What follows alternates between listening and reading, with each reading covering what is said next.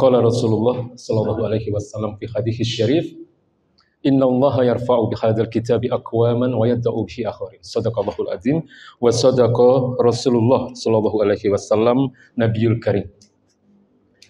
Baik, para jemaah yang dirahmati Allah Subhanahu wa taala, langsung saja saya ingin menyampaikan apa yang menjadi tema yang diamanahkan kepada saya.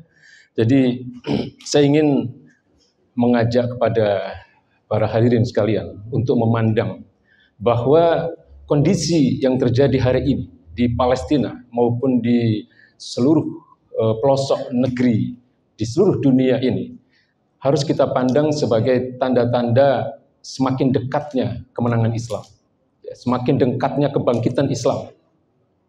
Bisa kita lihat dari dua aspek ya. Jadi yang pertama adalah semakin baiknya citra Islam dan semakin buruknya citra Zionis. Ya, semakin terbukanya topeng-topeng mereka, semakin terbukanya topeng-topeng para pemimpin-pemimpin munafik.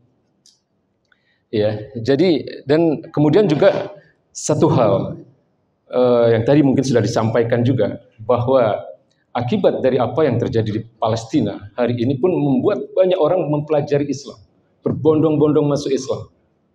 Jadi beberapa waktu yang lalu mungkin beberapa di antara kita juga sempat mendapatkan kiriman video ya.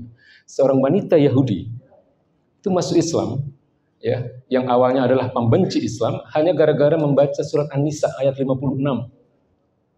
Jadi An-Nisa 56 itu bunyinya kan, innal ladzina kafaru bi ayatina saufa nuslihim nar.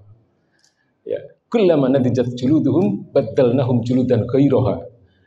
Sesungguhnya orang-orang yang mengingkari ayat-ayat kami, maksudnya mengingkari ayat-ayat Allah Subhanahu wa taala, kami akan masukkan mereka ke dalam neraka, dan setiap kali kulit mereka terbakar akan kami ganti dengan kulit yang baru. Ayat ini membuat wanita Yahudi itu masuk Islam. Kenapa?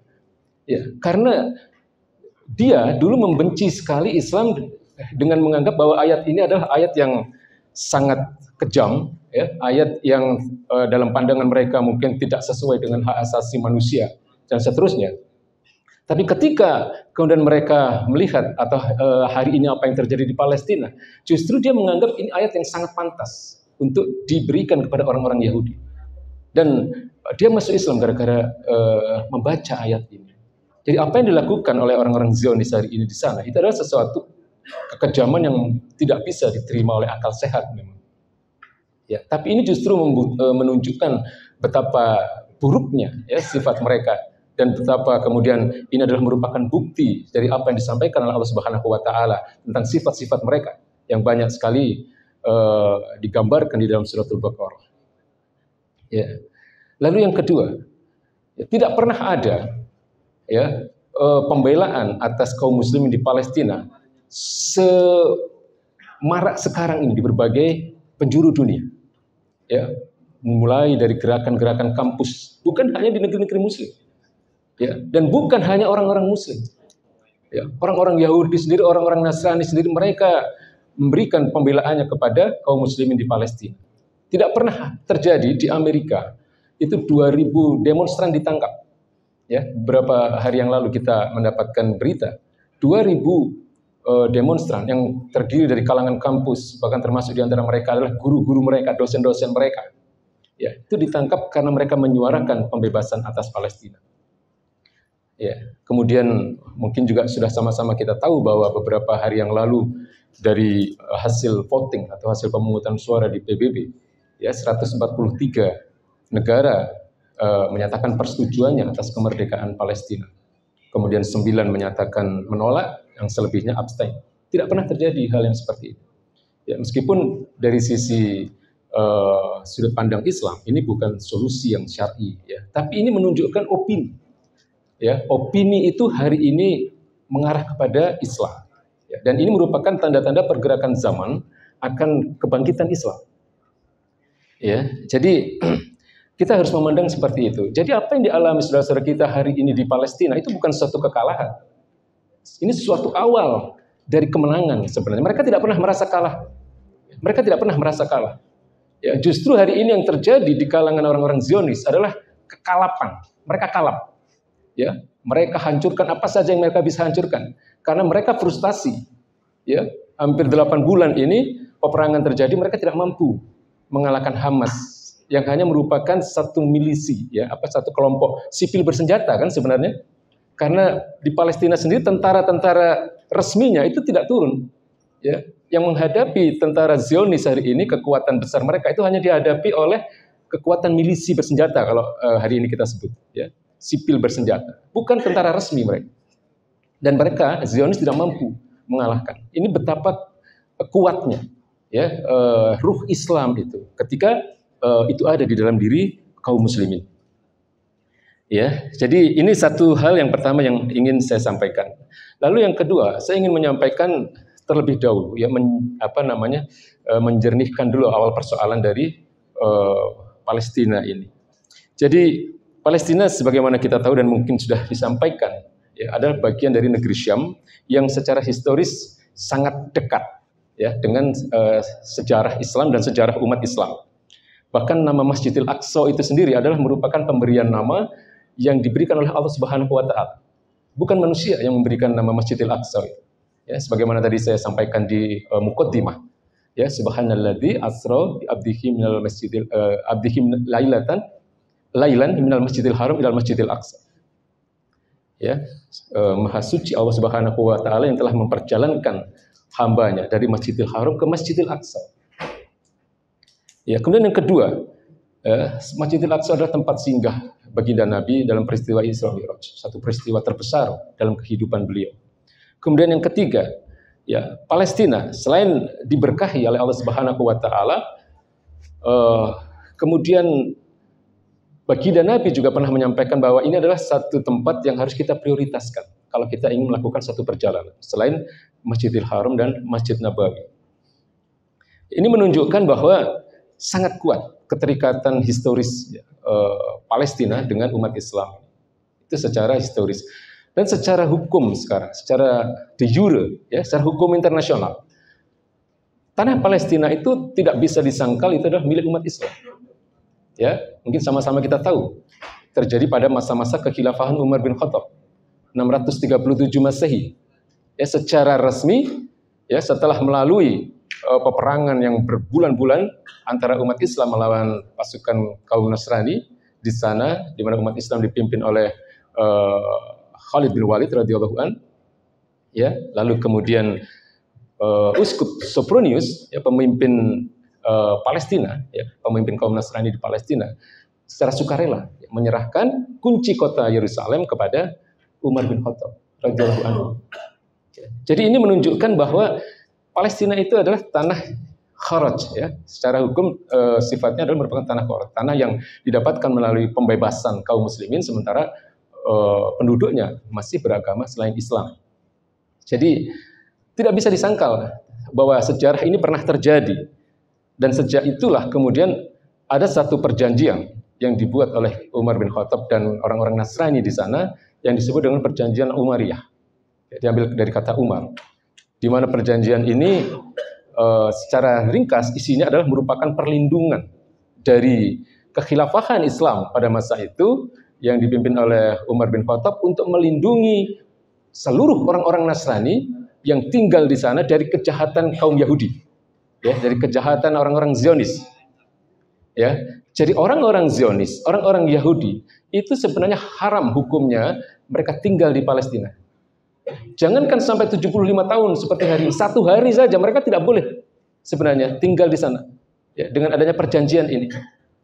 Ya, jadi haram hukumnya membiarkan orang-orang Yahudi dan orang-orang Zionis tinggal di Palestina berdasarkan syariat Islam. Ya. Nah, sejak saat itulah sebenarnya penduduk Palestina yang terdiri dari kaum muslimin dan orang-orang Nasrani, mereka tinggal secara damai di sana berabad-abad, ya, sampai kemudian berhasil dikuasai oleh orang-orang Nasrani pada abad ke-11 hingga 12 Hijriah, ya, yang kita tahu kemudian dalam penguasaan orang-orang Nasrani ini sebagaimana yang dilakukan oleh orang-orang Yahudi tidak ada keadilan juga, ya, tidak ada keharmonisan antar umat beragama di sana. lalu kemudian berhasil dibebaskan oleh Salahuddin Al-Ayyubi pada tahun 1187 Masehi. Ya. Lalu kemudian berabad-abad kehidupan mereka berada dalam naungan Islam, dalam kedamaian, ya, sampai kemudian tadi juga mungkin sudah dijelaskan, muncullah apa yang disebut dengan deklarasi Balfour. Kemudian muncul tokoh yang bernama Theodorus Herzl yang mempelopori, ya, atau mengawali ide berdirinya negara Yahudi di sana, ya. Lalu kemudian ada yang disebut dengan perjanjian Sykes-Picot yang merupakan bagi-bagi wilayah bagi orang-orang Yahudi di sana, ya. Jadi lalu kemudian keruntuhan khilafah pada tahun 1924 itu adalah merupakan puncak, ya, dari kehancuran kehidupan umat Islam pada masa itu. Ya. Lalu kemudian tanggal 14 Mei 48 diproklamirkanlah, ya, berdirinya sebuah negara yang merupakan impian dari orang-orang Yahudi memang. Ya. Dan kita harus tahu bahwa yang menjadi sponsor dari berdirinya negara ini, ya, mereka yang hari ini ada di PBB, ya, yang hari ini menjadi orang-orang yang paling berperan untuk menentukan arah kebijakan PBB yang ada di negara-negara barat, negara-negara besar, itulah mereka yang mensponsori berdirinya negara ini. Jadi kalau kita berharap solusi atas Palestina ini akan diberikan oleh PBB, itu tidak mungkin. Ya, waktu itu masih bernama LBB, ya, Liga Bangsa-Bangsa. Mereka yang menjadi sutradara, ya, perancang berdirinya negara Zionis yang hari ini merampas tanah kaum muslimin di Palestina, yang dulu masih hanya sekitar 5 atau 10% dari seluruh wilayah Palestina, dan hari ini sudah mencapai 85%. Ya, disisakan Gaza dan tepi barat. Ya. Jadi tidak bisa kita berharap bahwa solusi itu akan datang dari PBB, tidak bisa solusi itu akan datang dari negara-negara besar seperti Amerika, ya, Perancis, Inggris. Tidak mungkin, ya, akan memberikan keadilan bagi umat Islam. Ya. Solusi diplomasi tidak mungkin. Ya. Solusi dua negara tidak syar'i juga. Dan itu juga kalau saya katakan apa yang diinginkan oleh 143 negara yang kemarin menginginkan kemerdekaan Palestina, itu juga satu hal yang tidak mungkin terwujudkan. Ya, itu sebuah ilusi saja, solusi dua negara itu tidak mungkin. Mereka akan memberikan kemerdekaan kepada bangsa Palestina. Ya, lalu solusi apa lagi yang sekarang sedang diperjuangkan? Ya, gencatan senjata, ya, nggak pernah ada keadilan bagi umat Islam. Ya, gencatan senjata, resolusi PBB yang hampir lebih dari 77. Ya, ada resolusi yang pernah ditetapkan. Ya, tidak pernah memberikan keadilan, bahkan semakin dibuat resolusi, semakin terjadi gencatan senjata, setelah itu semakin luas penggusuran mereka terhadap tanah kaum muslimin yang ada di sana. Jadi memang solusi syar'inya, ya, sebagaimana apa yang diwajibkan oleh Allah Subhanahu wa taala. Kutiba alaikumul qital. Ya, jihad, ya. Qitlul kufar fis sabilillah, li ila kalimatillah. Jadi ya, orang-orang kafir itu memang harus diperangi ketika mereka merampas tanah kaum muslimin. Ya, jadi ini solusi yang syar'i, ya, sebagaimana perintah Allah Subhanahu wa taala dalam surat Al-Baqarah 190. Wa qatilu fis sabilillahi alladziina yuqatilunakum. Ya. Jadi dan perangilah di jalan Allah orang-orang yang memerangi kalian. Ya. Jadi ini yang harus dipahamkan kepada umat. Ini yang harus terus-menerus diopinikan. Ya, karena untuk berjihad itu butuh satu kekuatan. Ya, untuk melawan satu kejahatan negara itu harus dilawan oleh negara. Tidak mungkin kejahatan Yahudi Zionis di Palestina hari ini hanya bisa dilakukan oleh kelompok-kelompok kaum muslimin sebagaimana Hamas misalnya. Ya, karena ini kejahatan negara. Kejahatan negara harus dilawan oleh negara. Yang hari ini negaranya belum terbentuk, Pak. Ya, tadi sudah disebut berkali-kali, khilafah Islamiyah. Ya. Lalu dalam surat Al-Anfal ayat 72, ya, Allah Subhanahu wa taala juga berfirman, wa inistan surukum fid din fa alaikumun nasab. Ya. Dan jika mereka, maksudnya saudara-saudara kita kaum muslimin, ya, mereka meminta pertolongan dalam persoalan agama ini, fa'alaikumun nas, maka wajib bagi kalian untuk menolongnya. Wajib bagi kalian untuk membantu. Di sini dikatakan fiddin, dalam persoalan agama. Jadi apa yang terjadi di Palestina hari ini itu bukan persoalan kemanusiaan, sebagaimana yang sering disampaikan dan diopinikan di seluruh dunia. Ini persoalan agama. Buktinya apa? Yang menjadi korban hanya orang-orang di luar Yahudi. Ya, artinya yang menjadi korban orang-orang Islam dan orang-orang Nasrani. Jadi ini persoalan agama, Pak. Sebagaimana tadi disampaikan, karena mereka meyakini ini adalah Palestina adalah merupakan tanah yang dijanjikan. Yang meskipun ini kemudian dibantah oleh orang-orang Nasrani. Ya, orang-orang Nasrani sendiri pernah membantah apa yang menjadi klaim dari orang-orang Yahudi bahwa Palestina adalah merupakan tanah yang dijanjikan untuk orang-orang Yahudi. Ya, jadi hari ini yang kita butuhkan adalah kesatuan pemahaman, ya, opini umum yang harus terus-menerus kita sampaikan. Bangkitnya kesadaran umum, ya, bahwa solusi untuk Palestina itu sebenarnya hanya jihad. Ya. Nah, masalahnya jihad itu hanya terbentuk atau hanya bisa dilakukan ketika kita punya seorang khalifah. Ketika kita mempunyai sebuah institusi yang mempersatukan umat Islam, yang mempunyai kewenangan untuk mempersatukan kaum muslimin, yang mempunyai kewenangan untuk menerapkan syariat Islam secara kafah, ya, dan mempunyai kewajiban mengemban dakwah Islam ke seluruh dunia. Ini negara yang akan kita perjuangkan. Nah, sebagaimana tadi disampaikan, bagaimana bisa terbentuknya negara ini? Ya dengan dakwah.